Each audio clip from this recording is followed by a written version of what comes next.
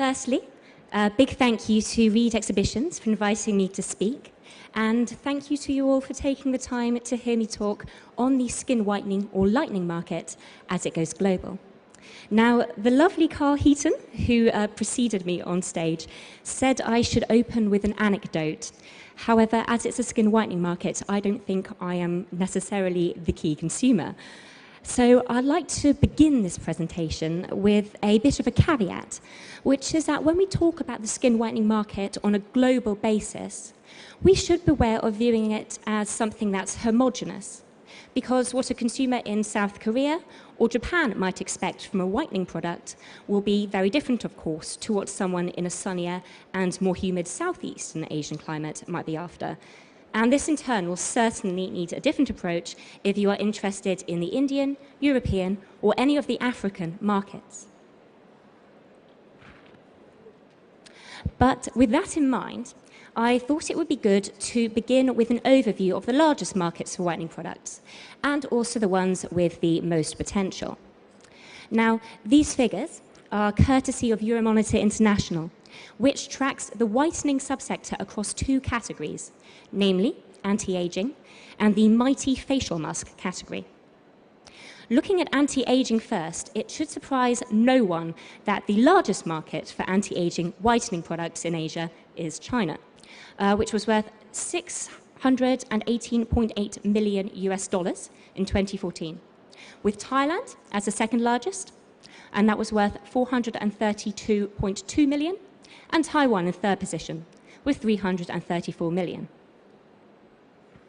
Interestingly, as you can see in China, the market for whitening face masks at $828.6 million is significantly larger than for whitening anti-agers. And there is actually only one other Asian country where this is the case, which is a far smaller Indian market. Also interesting is that Taiwan is the second largest market for whitening face masks, with Japan positioned third. And that's surprising considering it's quite a mature market. So I would suggest that the takeaway message here is if you aren't already developing whiteness for the Taiwanese market, you probably should be. Now, when it comes to burgeoning growth markets for skin whitening in the anti-aging category, Indonesia, India, and Vietnam are highlighted, albeit from pretty small bases, as you can see below in brackets. However, the fastest growing market when it comes to skin whitening and face masks is China, which was up 18.5% in 2014 compared with 2013, which, considering the already large size of the market, equals phenomenal dollar growth. Beyond China, other regions to watch in this category are Vietnam and the Philippines. But overall, there is not a market in Asia which isn't exhibiting very healthy percentage growth in either of the whitening subcategories that Euromonitor is tracking. Now, Asia-based companies are both meeting and fueling consumer demand, meanwhile, by incorporating whitening claims into trending formats. So I think it's safe to say that most Asian skincare manufacturers, and indeed manufacturers worldwide, offer whitening ranges as standard, in the same way that they would do anti-aging lines or anti-blemish lines. So the point of interest lies in how this claim is being diversified, what kind of products carry it, and also what other claims are incorporated alongside. So we are seeing, as mentioned above, whitening face masks, but also sub-trends within this segment. For example, here we have an example of black whitening masks, which contain ingredients such as charcoal and black sesame. We have the WHP White Hydrating Charcoal Mineral Mask from Korea's GDK Cosmetics, and this is made with chestnut tree charcoal and claimed to balance and brighten skin. We also have the Cynic Black Jewel Mask Aqua White, which contains black sesame, black rice, and black beans. And I'm not entirely sure whether this trend is a gimmick or whether it's based on interesting ingredients, but it's an example of how people are finding ways to differentiate themselves. So Cynic also offers a black pearl hydrogel mask with both caviar and black pearl extracts, and this is claimed to moisturize and whiten. Then, along the pearl theme, you have a recent addition from Taiwanese brand L'Herbeflor, which is a Royal Pearl Brightening Mask.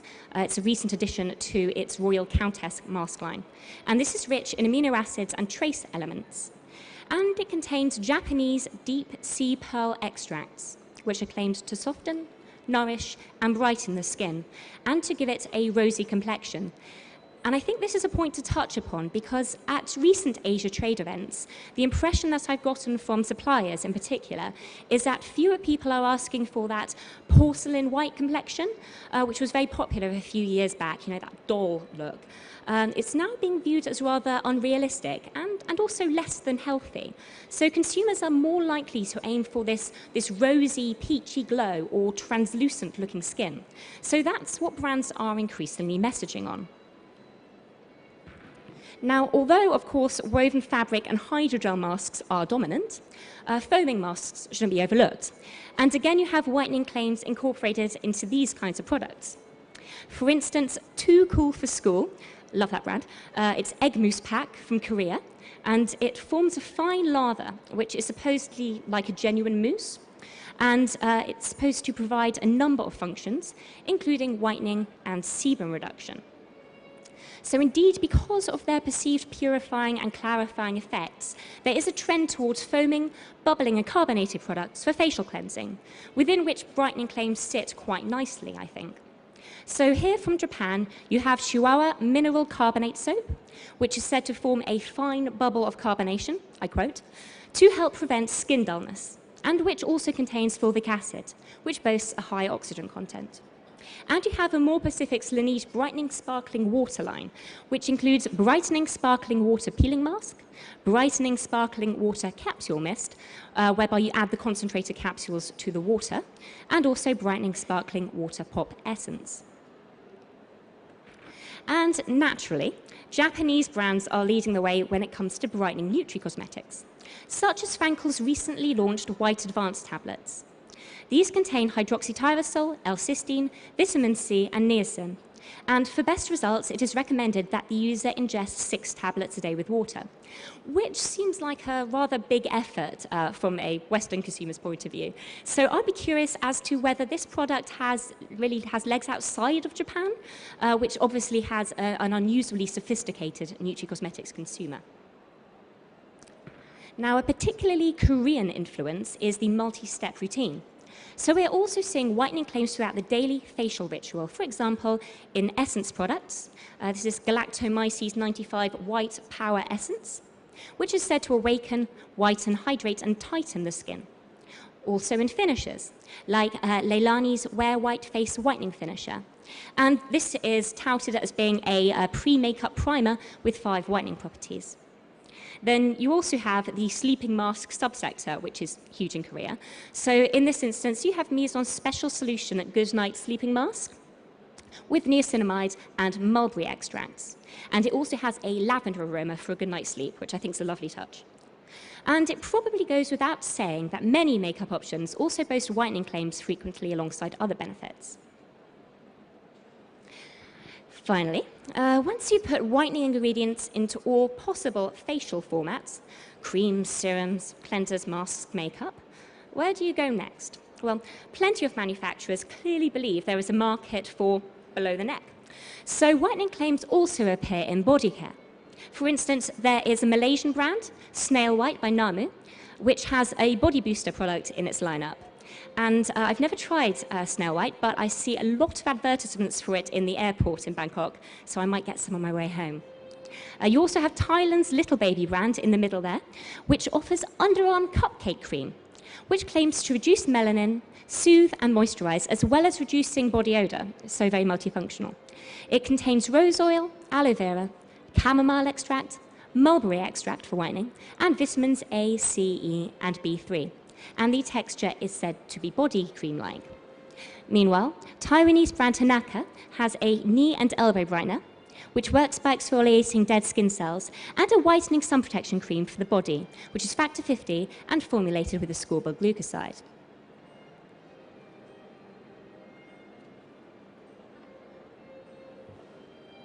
Now, before we look at markets outside of Asia, I'd like to provide a quick overview of the regulatory landscape across Asia when it comes to whitening ingredients.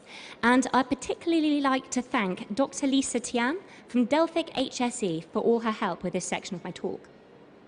So in China, it goes without saying that all the ingredients used in cosmetics need to be listed on the inventory of existing cosmetic ingredients in China, or it may need registration prior to use. Also, cosmetic products that claim to be skin whitening are classified under the category of special purpose cosmetics. For the products with physical masking approaches to achieve skin lightening or whitening, the product label actually needs to specifically mention about it. So in China, vitamins such as niacinamide, vitamin B3, vitamin C and its derivatives are all permitted for use, as are natural extracts such as arbutin, kojic acid, rhodiola extract, licorice extract, pomegranate extract, hydrolyzed conchiolin protein, and bisabolol. And finally, there are certain synthesized raw materials that are approved, like Sim-White 377 from Simrise. In Taiwan, skin whitening products are classified as medicated cosmetics. However, it is worth noting that from time to time, the Taiwan FDA publishes notices on changes to regulations. And, according to the notice, some cosmetic products that contain certain types of skin whitening ingredients are considered normal cosmetics. For example, tranexamic acid and potassium methoxysalicylate. Some active ingredients also have permitted limits. For example, the maximum level of ascorbyl tetraisoparmetate is 3%. For any new whitening ingredients that have been used in the EU, US, and Japan, when the manufacturer submits registration documents, relevant standards and maximum levels need to be provided. And for new ingredients that have not been used in any of the countries mentioned above, so EU, US, and Japan, technical documents should be provided to the FDA for review.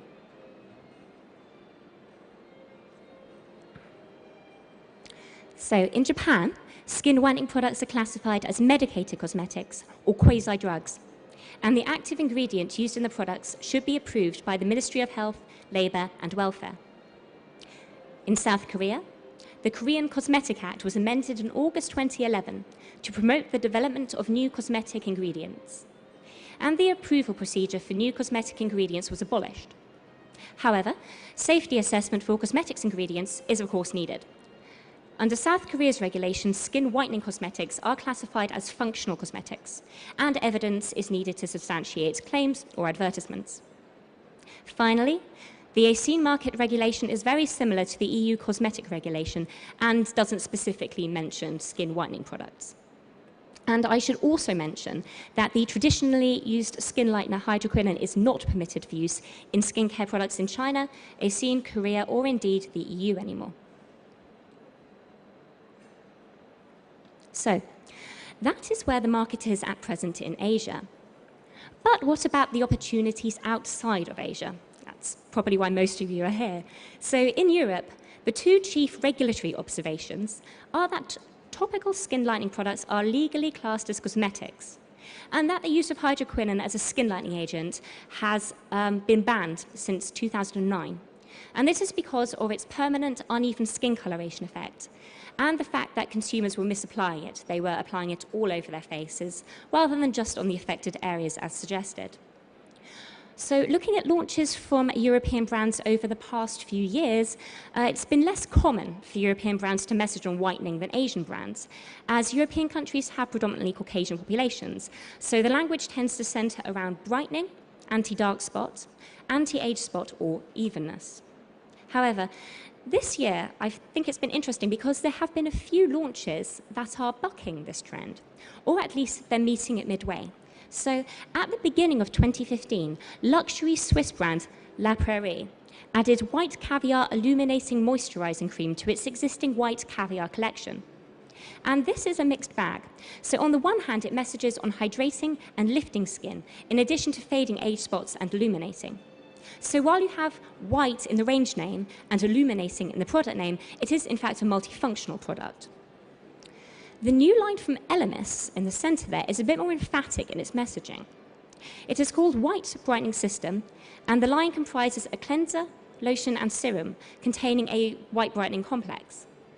And interestingly here, LMS states that it has been tested on both Caucasian and Asian skins. So the impression that I get from this is that LMS is targeting consumers both in Europe and Asia. At the end there, France's Bioderma also launched a range claiming to reduce the appearance of brown spots, which is called White Objective. Now, looking at the lineup, which features water, fluid, and serum products, I would say that it's quite Korean-inspired, and one might guess that it is either because this is aimed at the Asian market, both the European and Asian markets, like the LMS one, or, and I think this is more likely, because it is a 3-part rather than, let's say, a 12-part system, it's tapping into a fashion for all things Korean within Europe at the moment. So, on the back of this, I think there is potential for lightening, whitening lines, ranges, capitalizing on the popularity of Korean multi-step ranges. Now, the US market is a different beast altogether. Skin lining products are classified as over-the-counter drugs in the US, and a tentative final monograph for over-the-counter skin bleaching drug products was issued in 1982, way back when. But this has yet to be finalized. And there is only one drug that is classified as a generally recognized safe and effective drug by the US FDA, and this is hydroquinone. Now, hydroquinone can only be used at a maximum of 2% in over-the-counter, although it can be incorporated in the US at 4% into prescription-only products. But it's also worth mentioning that in 2006, the FDA actually proposed the reclassification of hydroquinone as non-monograph, and also proposed a withdrawal of the final monograph. Now, according to the FDA's webpage on over-the-counter skin bleaching drug products, which I'm going to mention was last updated in 2010, it's also recommended that additional studies should be conducted by the National Toxicology Program, as well as by the industry itself, in order to determine if there is a risk to humans. And in 2009, the FDA's nomination of hydroquinone was reviewed at a public meeting of the NTP Board of Scientific Counselors, at which point the nomination was approved with the following proposed studies. And these are comparative metabolism studies in rats and mice by the oral and dermal routes, reproductive toxicity studies by the oral route in rats and mice, and dermal carcinogenicity studies, of hydroquinone in mice and rats. So there is a strong possibility that this ingredient may be phased out in the US as it has been in other regions. And if you want to know specifically what the progress of the NTP's research is to date, I would recommend visiting its website. So, in the US, for regulatory reasons, and also I would suggest for cultural reasons too, a lot of homegrown brands talk about being anti-dark spots, rather than whitening or lightening. As you can see from the language surrounding P&G's Olay Regeneris Luminous Tone Perfecting Treatment, it is promoting luminosity and the homogenization of skin tone rather than whitening, although, as you can see, the package itself is strongly insinuating the latter. The brand in the middle is from RX for brown skin, and its best-selling hyperpigmentation line, which promises brighter, smoother, more even-toned and radiant skin without bleach or harsh chemicals. And all the products in this line, bar the sunscreen, are classified as cosmetics. And over here is another popular US brand for darker skins, which is Paula's Choice.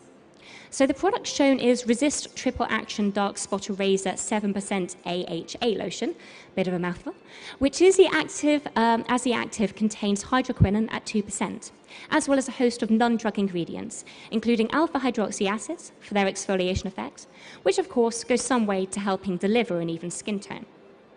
Now, I would suggest that what is notable here is that the Paula's Choice product, it actually contains hydroquinone at the permitted level, 2%, which would allow them to message on skin bleaching, skin whitening. But I don't think personally that many US brands, especially those marketed at African American consumers, would actually want to. Because that would, I think, implicitly suggest that having darker skin is somehow not beautiful or desirable, and this would be, firstly, inaccurate, and secondly, hugely culturally insensitive and contentious. So what a lot of these brands are saying is, love your natural skin shade, whatever that might be, but we'll help you make sure that it is even and luminous. And I wouldn't say this is particularly unique to the US either. For example, India's Fair and Lovely brand, which is Hindustan Unilever owned, is currently asking consumers to take the Blue Lens Challenge to promote its Fair and Lovely Advanced Multivitamin treatment. And here the brand asks consumers to upload their photos and scan them under a blue lens on their website to see blemishes, marks, dark circles, and uneven skin tone. So again, despite the name Fair and Lovely, it's all about evenness. This said, there is a great interest in both Asian culture generally and beauty products specifically in the US at present. So you have e-tail websites like Soko Glam, Peach and Lily, and Glow Recipe, which have been created specifically to promote and sell Korean products to a US audience. And then you also have events such as KCON LA Expo, and this also hosts offshoot events on the East Coast too. So the US is definitely a market worth investigating.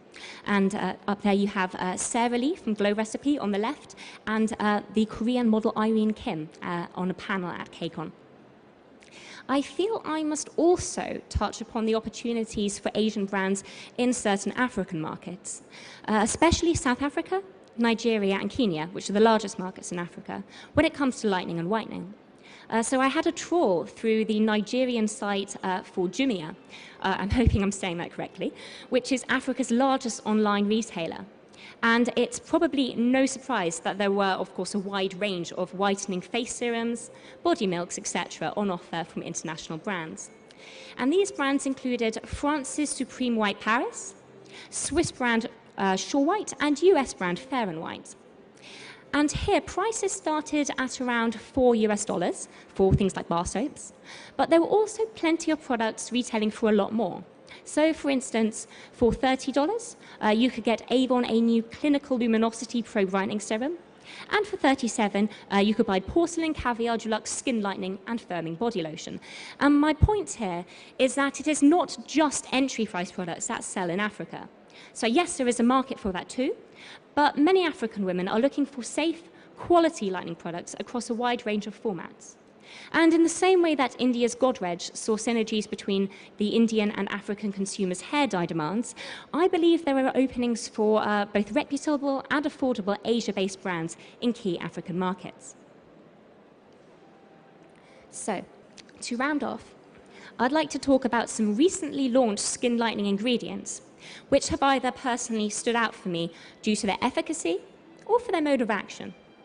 So one material that has received a lot of attention in recent months is Brightenol by Indichem, which scooped the Innovation Zone's Gold Active Ingredient Award at Nutricosmetics' European edition this year. So it's described as a color correction ingredient, as well as a skin brightening one.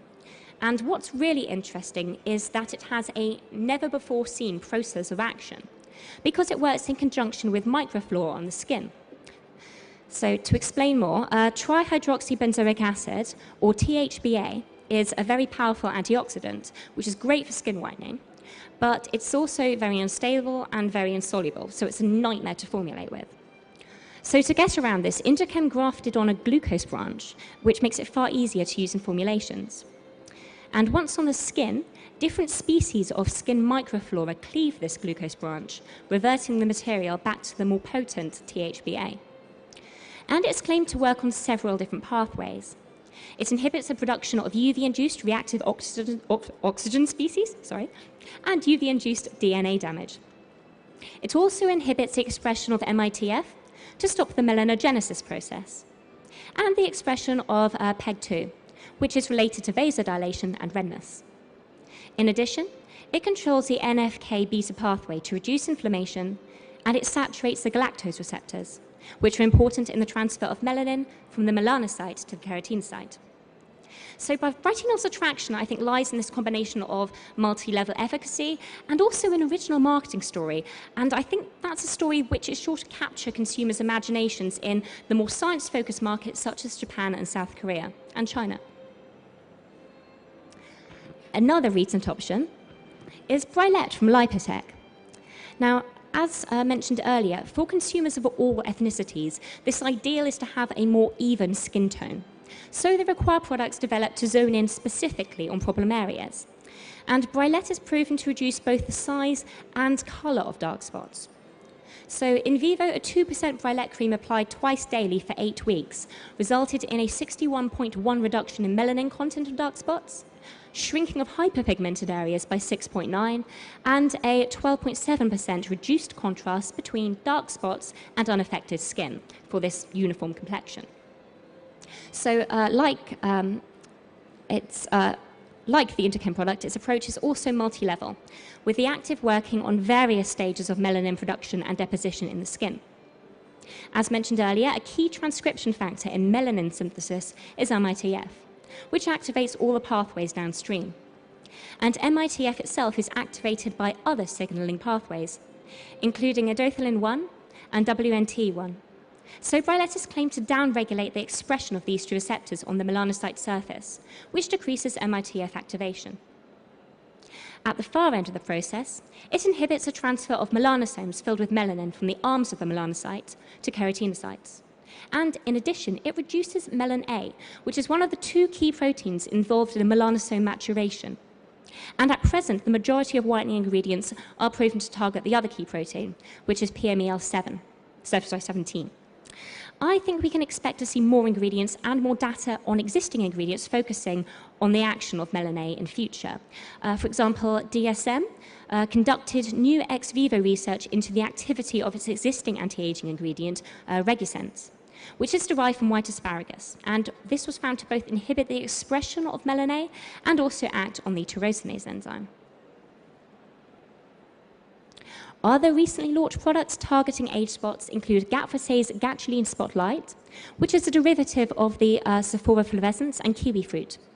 And these are extracted using a targeted technique claimed to optimize the concentration of 2 key molecules, namely sulforaflavanone G and matrine. So it targets the causes of age spots on epidermal and dermal levels, and its efficacy was confirmed in a clinical test in which 90% of panelists confirmed decreased visibility of age spots. So in the epidermis, it presents a strong inhibition of tyrosinase, more so than kojic acid, and it also reduces the transfer of melanin to keratinocytes. On the upper layer, it accelerates the skin's natural desquamation process, thereby reducing the accumulation of melanin in the epidermis. An interesting option from BASF, meanwhile, is targeted at value skin lightening products, which makes it ideal for brands targeting entry-level consumers in mature markets and also, these key consumers in developing market regions, including certain Asian, African countries. So this ingredient is called DermaWhite WF, and it has a brightening effect that is said to be 3 times greater than that of kojic acid. There are also plenty more ingredients out there today. And if you're interested, I'd urge you to pick up the Product Trail supplement as a guide to the skin whitening actives you can find here at Nutricosmetics Asia, plus many, many more. Finally, I'd like to thank Euromonitor International, Dr. Lisa Tian from Delphic HSE, journalist and Asian market expert Anne-Marie Cruz, and our wonderful intern, Gigi Lee, for all their help. If anyone would like further information, please feel free to contact me at the email address provided, and I would also urge you to visit our website, which is cosmeticsbusiness.com, or visit us on stand B36. Thank you so much for listening.